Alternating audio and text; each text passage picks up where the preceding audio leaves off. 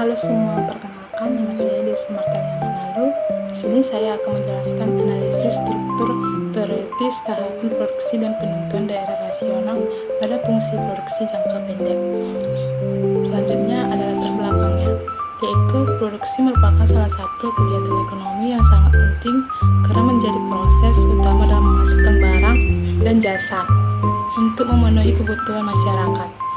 Setiap perusahaan berusaha memanfaatkan faktor-faktor produksi seperti tenaga kerja, modal, bahan baku, dan teknologi secara efisiensi agar mampu menghasilkan output yang maksimal dengan biaya yang seminimal mungkin. Selanjutnya ada tujuan. Yang pertama itu menjelaskan pengertian fungsi produksi dalam kegiatan ekonomi. Yang kedua, memahami hubungan antara input dan output dalam proses produksi. Selanjutnya yang ketiga menjelaskan konsep produk total,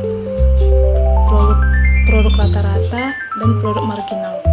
Yang keempat menganalisis 3 tahapan produksi berdasarkan teori ekonomi.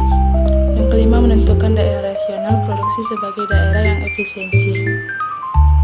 Selanjutnya ada pengertian fungsi produksi. Fungsi produksi merupakan hubungan teknis antara jumlah faktor produksi atau input yang digunakan dengan jumlah barang atau jasa atau output yang dihasilkan selama proses produksi. Fungsi ini menunjukkan bagaimana perubahan penggunaan input akan memengaruhi jumlah output yang dihasilkan. Rumusnya itu Q sama dengan F atau L, K.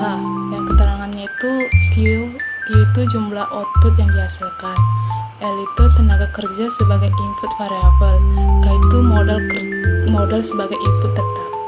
Karena modal dianggap tetap, maka peningkatan produksi hanya dapat dilakukan melalui penambahan tenaga kerja. Namun, penambahan tenaga kerja secara terus-menerus tidak selalu menghasilkan peningkatan output yang sebanding. Selanjutnya ada karakteristik produksi jangka pendek.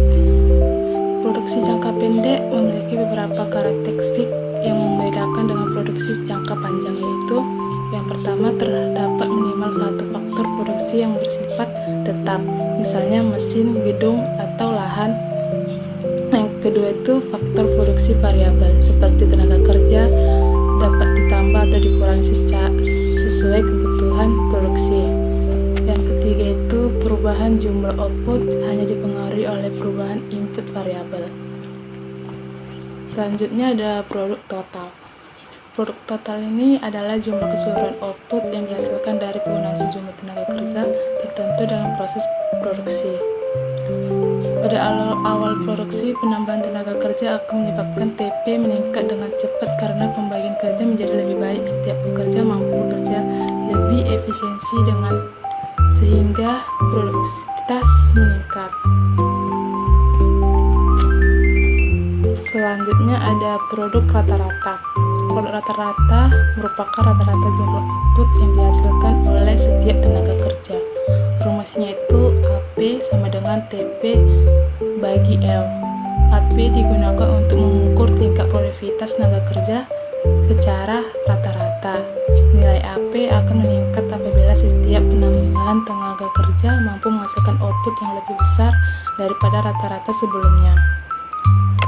Selanjutnya ada produk marginal.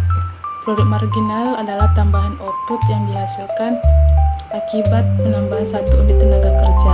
Rumusnya itu MP sama dengan ATP bagi AL.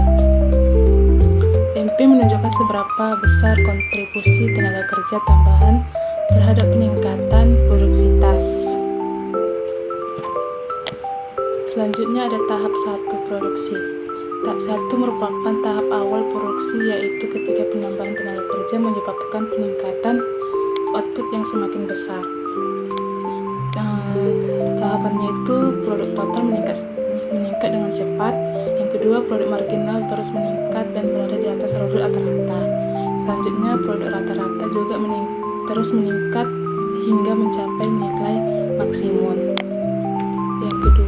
Tahapan yang kedua itu produksi.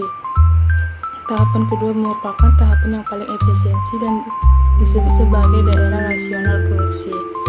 Itu tahapannya yang pertama, produk total masih bertambah tetapi pertambahannya semakin kecil. Yang kedua itu produk marginal masih bernilai positif tetapi terus-menerus menurun. Yang ketiga, produk rata-rata mulai mengalami penurunan. Selanjutnya ada tahapan ketiga, produksi. Tahapan ketiga terjadi ketika jumlah tenaga kerja digunakan telah melebihi kapasitas faktor produksi tetap. Itu tahapnya produk marginal bernilai negatif. Yang kedua, produk total mulai menurun. Yang ketiga, terjadi kepadatan tenaga kerja sehingga proses produksi menjadi tidak efisiensi. Selanjutnya ada kesimpulannya. Kesimpulannya itu pembahasan mengenai fungsi produksi jangka pendek dapat disimpulkan bahwa fungsi produksi menjelaskan hubungan antara penggunaan faktor-faktor produksi dengan jumlah output yang dihasilkan. Dalam jangka pendek terdapat faktor produksi tetap dan faktor produksi variabel. Sekian dari penjelasan saya. Terima kasih. Di sini saya